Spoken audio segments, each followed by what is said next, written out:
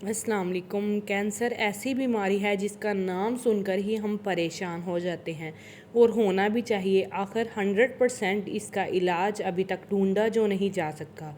ऐसे में सिर्फ एक ही रास्ता है जिससे कैंसर को मात दी जा सकती है, वो है बचाओ। तंबाकू को खाने से, सिगरेट पीने से जो नुकसानात होते हैं वो आप सब लोगों ने देखे हैं। लेकिन जो चीज़ें हम रोज़ाना खाते हैं इनमें से भी कुछ चीज़ें ऐसी होती हैं जो किसी भी इंसान के अंदर कैंसर पैदा होने की वजह बन सकती है। आज हम इस वीडियो में इसी पे बात करेंगे कि वो कौन सी चीज़ें हैं जो खाने से किसी इंसान के अंदर कैंसर होने का रिस्क बढ़ सकता है। कैंसर एक बहुत ही कॉम्प्लेक्स डिजीज़ है, इसके मुख्तलिफ पर्पस हो सकते हैं। इस वीडियो को आपने एज अ गाइड ही लेना है और ज़रूरत पड़ने पे अपने डॉक्टर से रजू करें। अब बात करते हैं इन चीज़ों की जो हमारे अंदर इन कैंसर बनाने की वजह बनती है। सबसे पहले जानते हैं कैंसर क्या है। कैंसर ऐसी बीमारी है जिसमें हमारी बॉडी के सेल्स बहुत तेज़ी के साथ ग्रो करते हैं। ये नॉर्मल सेल्स की तरह नहीं होते, ये आसानी के साथ मरते नहीं हैं और जिस्म के अंदर बढ़ते चले जाते हैं और ट्यूमर्स बन जाते हैं। ये ट्यूमर्स भी मुख्तलिफ तरह के होते हैं। कुछ ट्यूमर्स ऐसे होते हैं जो नुकसान नहीं पहुंचाते, जिसे हम बोलते हैं बिनाइन ट्यूमर्स, और कुछ ऐसे ट्यूमर्स होते हैं जो बहुत ज़्यादा ख़तरनाक होते हैं, बढ़ते ही चले जाते हैं और बाज़ दफ़ा जिस्म के दूसरे हिस्सों में भी चले जाते हैं, जिन्हें हम बोलते हैं मोलिजेंट ट्यूमर्स।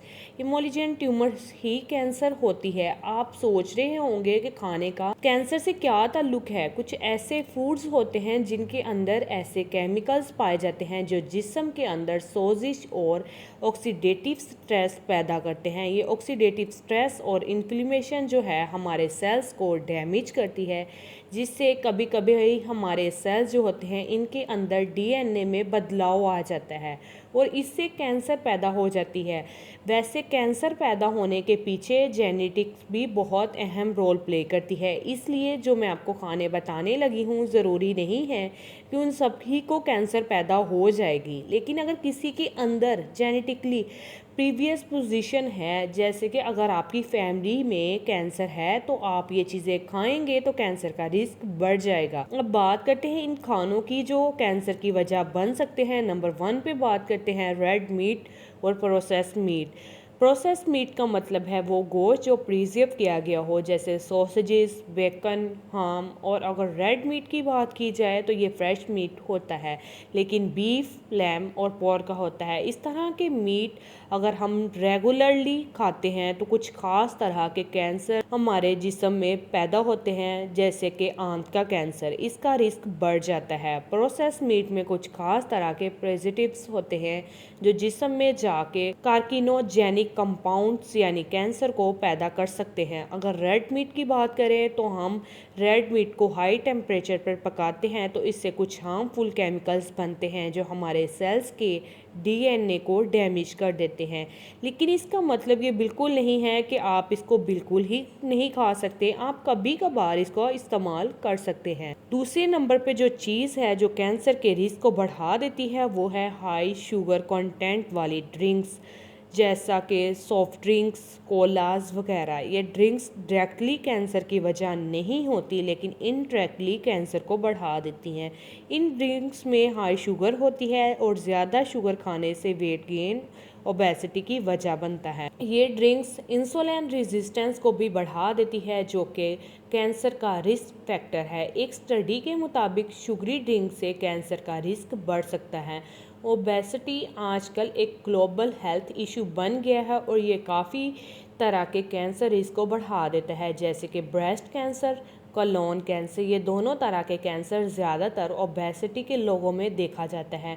अगर आप बहुत ज़्यादा सॉफ्ट ड्रिंक इस्तेमाल करते हैं तो अभी भी आपके पास वक्त है, आप इसको पीना बंद कर दें, ये सारी प्रॉब्लम्स आपके अंदर पैदा ना हो। तीसरे नंबर पे बात करते हैं अल्कोहल।